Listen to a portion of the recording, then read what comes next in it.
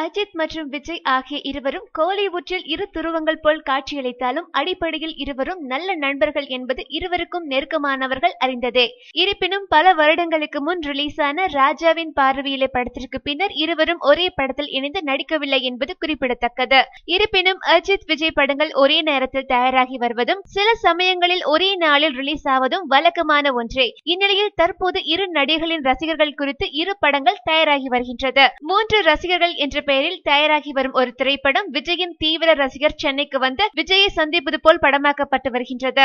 இந்த படத்தின் கிளைமாக்ஸ் விஜய் வீட்டில் நடைபெற உள்ளதாகவும் விஜய் இந்த படத்தில் சிறப்பு தோற்றத்தில் நடிக்கவிருப்பதாகவும் கூறப்படுகின்றது. இந்நிலையில் தல போல வருமா என்ற ஒரு படமும் தயாராகி வருகின்றது. இதில் அஜித் கேரக்டரை போன்று சுதீப் குர்கர் என்பவர் நடித்து வருகின்றார். அஜித் விஜய் படங்கள் தான் ஒரே நேரத்தில் ரிலீஸ் என்றால் இந்த இரு படங்களும் ஒரே நேரத்தில் ரிலீஸ் ஆகும் என கூறப்படுகின்றது.